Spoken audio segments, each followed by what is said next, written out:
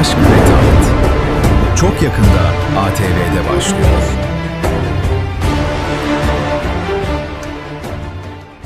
السلام عليكم ورحمة الله وبركاته. قبجمتوتا هردفتوتا كينيا إيجا أرلي فيديو هاروا واحد إما هارو فيلمي أشك فتحتي وكان جاللا في تيسو كان جو كانان سجنتا هارا قبلني رفريس جرا هندي كيسانو غير فيديو هارو تبغى نجان رفتن إيجا قبجمتوتا في هردفتوتا كينيا فيلمني هارو نيرو إيرادا في إيجا ما تريخون أما يرو يهودي أكجل كابوتيهم بيسيس نيجا لك كيف ميجرا ميكا بابنا الرانتا نما تدري هاروا كان قبلني رفني كانتي كان سنوتا غيرو فيديو كينيا كنا لايك شير أكسم channel كينيا سبسكرايب غورو چوران channel keenyatti makamuu hin dagatinaa isin jenna. Viidiyoo keenya haga dhumatti akka daawwattan akkasuma haga dhumatti daawwattanii namootaaf akka share gootan asumaan isin gaafanna. Yaada keessan comment irratti nu barreessuu hin dagatinaa. Egaa viidiyoo keenya har'aa keessatti dhimma baay'ee murteessaa fi gaafii irra deddeebi'amee yeroo hedduu ka'uu irratti ni mari'anna. Filmii guddichi kun maaliif maqaan isaa Ashk Vetaat yookaan jaalalaa fi teessoo jedhu argate kan jiru kana kan isiniif himnu ta'a. Har'a viidiyoo kana keessatti iccitii maqaan kun irratti mogga'eef gadi fageenyaan kan ilaallu ta'a. Egaa obboloota koo duraan dursee dogoggora ilaalcha guddaa tokko kaasuun baay'ee murteessaadha. Namoonni baay'een maqaa kana qofa dhaga'uudhaan filmiin kun gubbaa irraa iccitii masaraa fi seenaa jaalalaa taasifama qofa irratti kan hundaa'u jedhanii yaadu. Garuu haalli isaa guutumatti akkas miti. Sababni isaas jechoonni ashk yookaan jaalalaa fi teessuma yookaan aangoo jedhan kanneen keessaa isinitti seenaa guddaa fi kaayyoo baay'ee jabaa ta'e qabatanii kan jirudha maqaan kun lamaan. Asirratti jaalala yoo jennu jaalala addunyaa kan taasifamu sana miti. Qabsaa'onni fi gootonni ija jabeeyyiin kan itti aarsaa kafalan jaalala biyyaa jaalala uummataa fi jaalala kaayyoo muka guddaa akka Usmaan jedhu sun jechuudha. Kaayyoo yeroo dheeraa kan of keessatti qabatudha. Jaalala goototaa jechuudha. Akkuma ammas jalqaba irratti ennee akkuma loltoonni isaanii wal jaalatan jaalala akkasiisan maqaan kun kan mogga'eef saniif jecha jaalala kan jedhamu yookaan ashk kan jedhamu kun saniif bakka bu'e jechuudha. Gama biraatiin ammoo teessoo yookaan taht kan jedhamu kun yoo ilaalle ammoo teessumni kun teessoo kursii qofa irra taa'amu qofa miti. Kanaan faallaa isaati. Uffata ibiddaa kan bara jabaa kana keessatti Sultaan Alaaddiin Keekubaat uffachuun irratti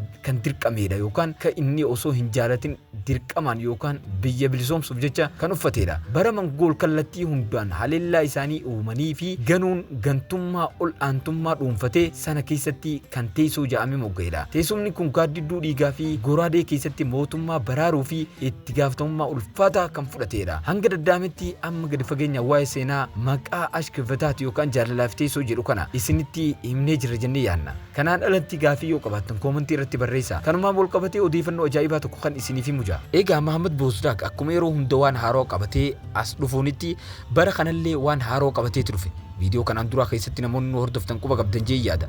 Filimni amma Ashk Vetaat kan jalqabee bara gaafa Ertugrul faa jechuudha. Bara Ertugrul san faa keessa ol deebi'ee eegalame. Gaafa san keessatti Sultaan Keekubaat minaamin kan jedhamu ni mul'ata yookaan namoonni dhageessan Ertugrul keessa ni hirtan jee yaada.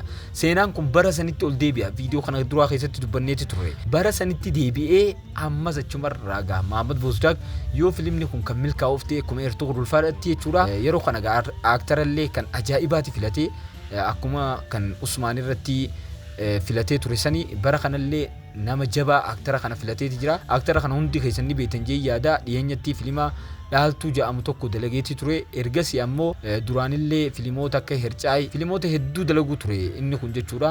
Haga mootummaa Abdulhamid keessatti illee hojjeteeti ture. Aktara jabaadha ni beekama biyya Turkii keessatti aktara jabaadha. Namoonni hedduulleen laaltanii jirtan jee yaada. Filimni isaa milkaa'aadha yeroo hedduu isa kanallee fidateeti jira. Aktarri kun akkuma beekamu gabaasiin isaallee guddaadha waan nama beekamaa ta'eef jechuudha. Kanaaf aktara kana as keessatti hirmaachisuun filima kana milkeessuu barbaadeeti. Akkasuma filimni kun yoo milkaa'eef akkuma Ertugrultti akaakoo irraa yookaan abbarraa haga ilmatti akka tartiibaan gaddeebuun ni abdannee inneeti yaanna. Filimni kun beeksisni isaa gabaabaan tokko gallakkifamee ture. Nuti illee chaanal irratti maxxansinee turre afaan Oromooti yeroo muraasa booda gallakkifama.